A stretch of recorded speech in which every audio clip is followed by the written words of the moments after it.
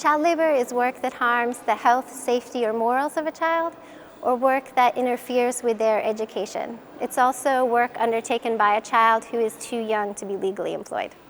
However, not all work activities undertaken by children are considered child labor. Some can contribute to building important skills for the future. Child labor can manifest in a lot of different ways depending on the type of crisis.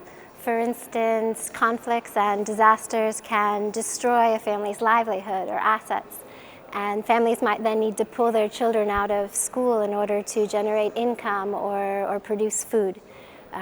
Children and their families may be forced to flee and end up in refugee camps. And in that host community, the adults might not have access to the local labor market to be able to work, so children may be sent to the agricultural fields to work instead.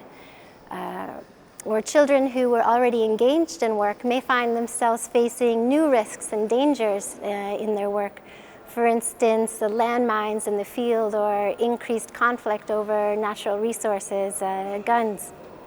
Natural disasters can also have impacts, uprooting trees in the fields, creating large amounts of debris that the children are then engaged in clearing, spending long hours doing heavy work.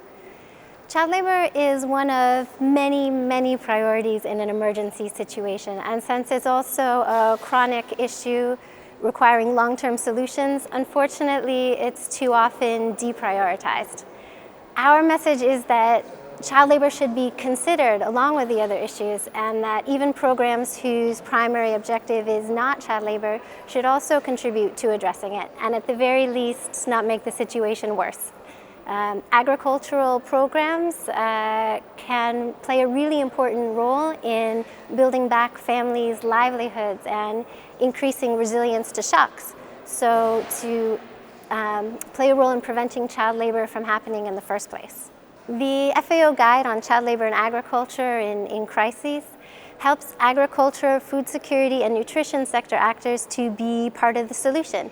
It provides practical and operational guidance to help prevent child labor in agriculture.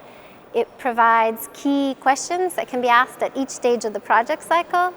For example, in the needs assessment, in targeting, it provides indicators to help monitor programs to ensure they're not having an unintended negative impact on child labor, and provides suggestions for how to take corrective action if this does occur. For youth who are legally old enough to work, the note provides suggestions for how to engage youth safely in training and employment opportunities.